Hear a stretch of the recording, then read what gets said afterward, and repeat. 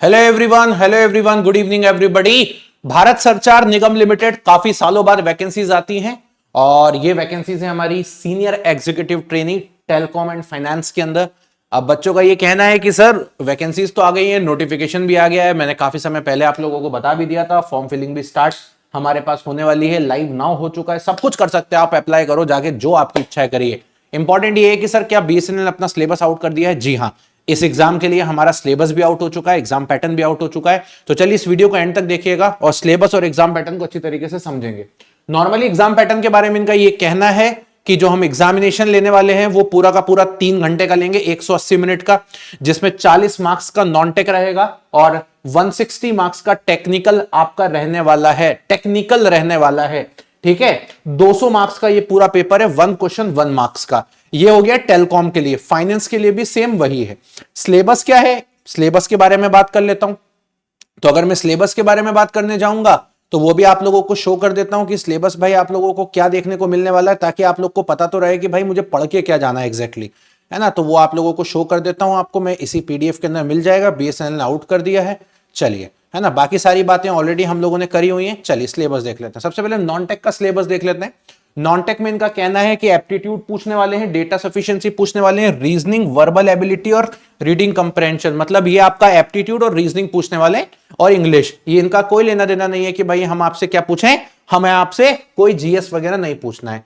Technical की बात कर लेते हैं। तो टेक्निकल में बेसिक टेलीकम्युनिकेशन कंसेप्ट आने चाहिए, जिसका 15 क्वेश्चन आने वाला, 15% वेटेज है, जहां पे multiplexing technique, spectrum management, modulation, demodulation और सिग्नल प्रोसेसिंग के सवाल पूछेंगे। मतलब कुल मिलाकर ये डीएसपी वाला चैप्टर एक होता है, डिजिटल सिग्नल प्रोसेसिंग, उसी का पूरा पोर्शन है। फिर आता है वायरलेस टेक्नोलॉजी या वायरलेस कम्युनिकेशन। वायरलेस कम्युनिकेशन में भी 15% आएगा।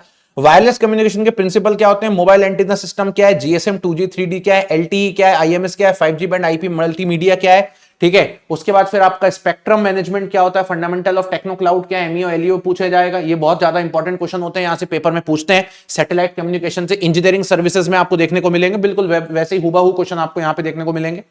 इसके अलावा हमारे पास और भी सवाल है, एमएमएस पूछा जाएगा, इसके बाद फिर आरटीपी आरटीसीपी पूछा जाएगा, आईसीटी के क्वेश्चन पूछे जा सकते हैं।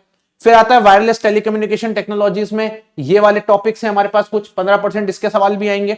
एनजीएन स्विचेस क्या होता है, एफटीटी टेक्नोलॉजी सवाल पूछते हैं, बहुत इंपॉर्टेंट है, ये बनते भी क्वेश्चन इससे। एनजीएन प्रोटोकॉल हो गया, इसके बाद वाईफाई सर्विसेज, इंक्रिप्टेड हॉटस्पॉट वगैरह हो गया। फिर आता है टेलीकॉम ट्रांसमिशन इंफ्रास्ट्रक्चर, जहां पर ऑप्टिकल फाइबर और फाइबर टेक्नोलॉजी से सवाल पूछे जाएंगे।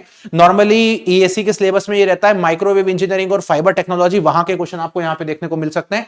फिर आता है डेटा नेटवर्किंग और आईपी, ये हमारे पास ओएसआई टीसीपी से रिलेटेड क्वेश्चन पूछे जा सकते हैं यहां पर, ये आपका पास सिलेबस में है। इसके बाद आता है इमर्जिंग टेक्नोलॉजीज, जहां पर ब्लॉकचेन हो गया, सॉफ्टवेयर डिफाइंड हो गया, क्लाउड कंप्यूटिंग, आर्टिफिशियल इंटेलिजेंस, इससे भी नए वैरायटी के क्वेश्चन भी बन सकते हैं आपके।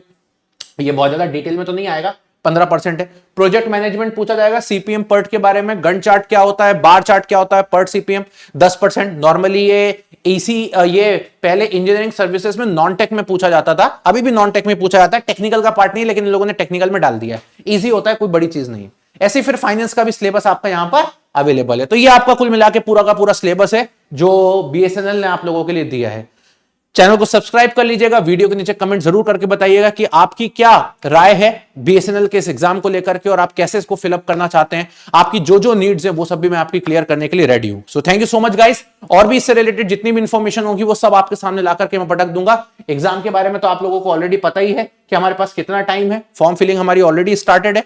ठीक, तो आप देख सकते हो यहाँ पे, नहीं सॉरी 5 फरवरी से, हाँ स्टार्ट ही आज से स्टार्टेड है और 7 मार्च तक चलेगी, और एग्जामिनेशन 29 मार्च को टेंटेटिव है। तो अभी यही मान के चलते हैं और इसी के अकॉर्डिंग तैयारी करते हैं। So thank you so much guys, bye bye, take care and love you everybody. Channel को सब्सक्राइब जरूर करिएगा।